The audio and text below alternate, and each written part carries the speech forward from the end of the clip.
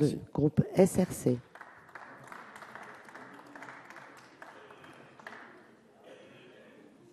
Madame Delaunay.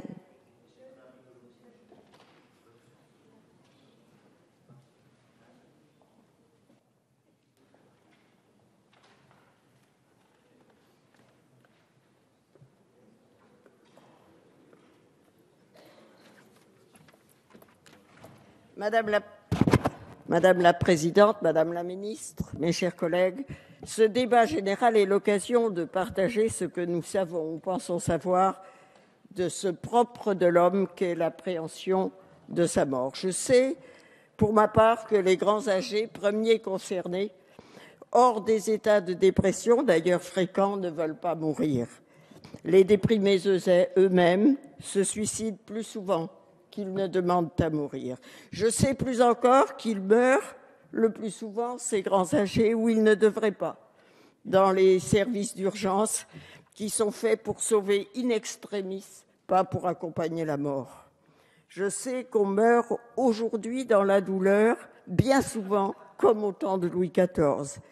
Escarres, artérites, plaies chroniques, qui devraient être accompagnées plus tôt, beaucoup plus tôt, par des attitudes et des thérapeutiques palliatives. Comme Bernard Debré, je sais que les suicidés d'une balle dans la bouche, quand des mois d'hospitalisation et de reconstruction permettent de les sauver, ne récidivent jamais, ce qui démontre la labilité des décisions à l'épreuve des épreuves. Je sais que les malades graves demandent d'abord d'être guéris et que ceux qui disaient « si vous me dites que j'ai une métastase, je me tuerai », sont, après qu'ils l'ont appris, bien souvent les plus ardents combattants pour tenter d'en guérir. Je sais d'une manière certaine qu'on ne connaît le courage du soldat que sur le champ de bataille.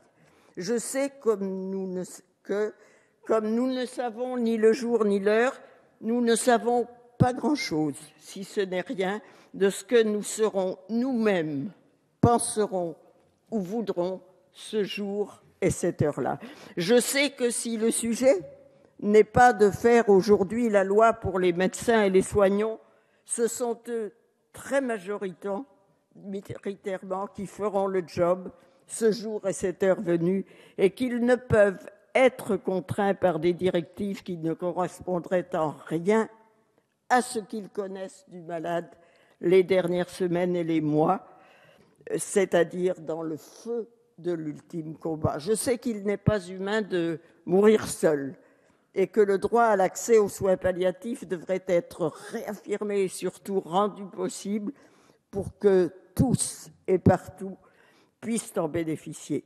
Nous en sommes loin et sans doute cette limitation est aussi une limitation à légiférer trop radicalement. Je sais surtout, comme le vieil Aristote, que je ne sais pas grand-chose et que nous devons avancer à pas mûrement réfléchis, en poussant à son maximum la recherche de consensus, même si certains voudraient aller plus vite et plus loin. L'ensemble de ces éléments est pris en compte dans la proposition de nos collègues Alain Claes et Jean Leonetti, et j'y souscris à quelques nuances près, que la maturation en commission permettra sans doute de résoudre, en particulier concernant la prise en compte de l'attitude et bien sûr de la parole du patient au cours des dernières semaines. Les mesures proposées dans ce texte sont équilibrées et respectueuses. Le droit à une sédation profonde et continue associée à l'arrêt des traitements permet d'assurer une mort apaisée et sans souffrance. La mise en place dès 2015 d'un plan triennal pour les soins palliatifs répond à une attente et à un besoin. Ce besoin est aujourd'hui rendu urgent par l'arrivée dans le champ de l'âge des fortes générations des boomers. Je vous remercie.